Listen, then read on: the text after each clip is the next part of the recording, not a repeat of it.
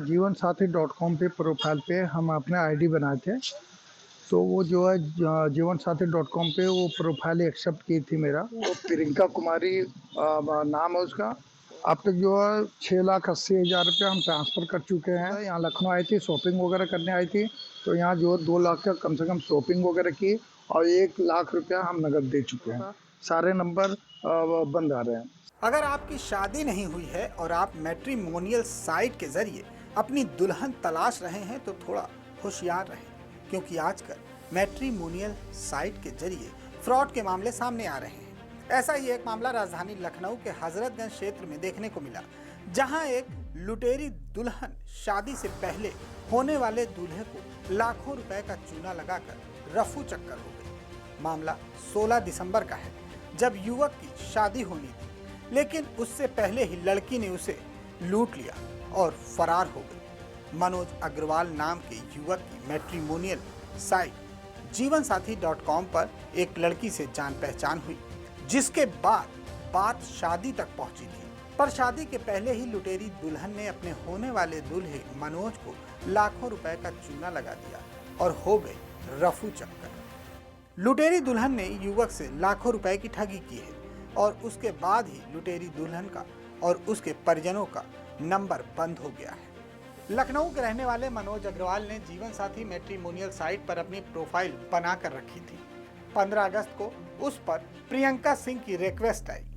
दोनों की बातचीत शुरू हुई। इस दौरान उसने युवक को आईएएस का पति बनने का लालच दिया। प्रियंका ने कहा कि उसे हाल ही में आयकर विभाग की नौकरी छोड़ी है, अब आईएएस की तैयारी कर रही है, जल्द ही तुम आईएएस के पति बनोगे। अपनी लच्छेदार बातों में प्रियंका ने मनोज को फंसा लिया। दोनों के बीच शादी की बातचीत शुरू हो गई। घर वाले भी तैयार हो गए। दोनों ने अपने नंबरों का आदान प्रदान किया और उनके बीच लंबी लंबी बातचीत और व्हाट्सएप चैटिंग शुरू हो गई। व्हाट्सएप चैटिंग के दौरान प्रियंका ने साथ जीने मरने की कस्में खाई। प्रियंका ने बताया कि वो मूल रूप से नदवा बिहार की रहने वाली है। उसके माता पिता की मृत्यु हो चुकी है।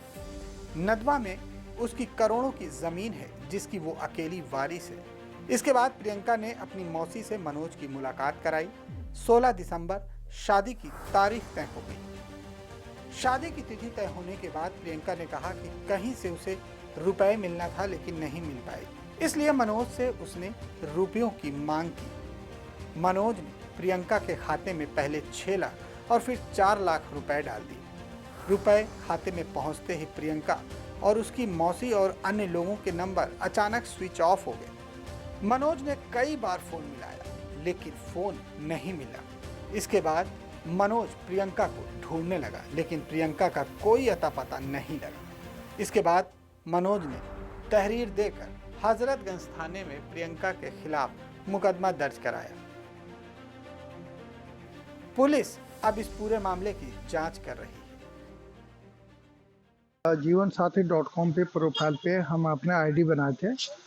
तो वो जो है जीवन साथी डॉट कॉम पे वो प्रोफाइल एक्सेप्ट की थी मेरा। तो वो जो बोल रहे थे कि हम एक्सेप्ट किए हैं, तो आप मुझे पसंद हो, तो आप शादी को लेकर इंटरेस्ट हो तो बताइए आप।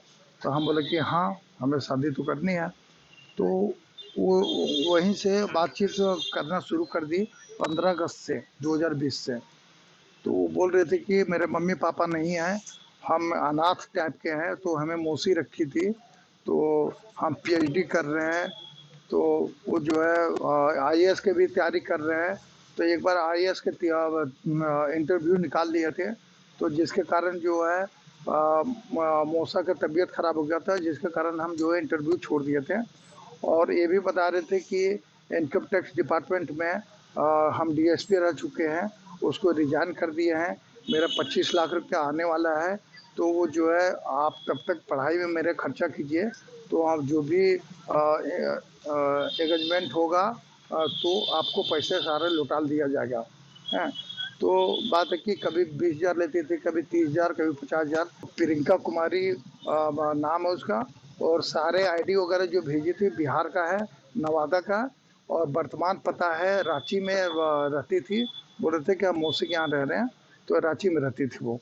अब तक जो है 6,80,000 रुपये हम ट्रांसफ़र कर चुके हैं और यहाँ ट्रांसफ़र कर चुका है। यहाँ लखनऊ आई थी, शॉपिंग वगैरह करने आई थी, तो यहाँ जो 2 लाख का कम से कम शॉपिंग वगैरह की और 1 लाख रुपया हम नकद दे चुके हैं। तो इस तरह मनोज को पत्नी तो नहीं मिली, बल्कि उसके पास जो रकम थी वो भी डूब गई।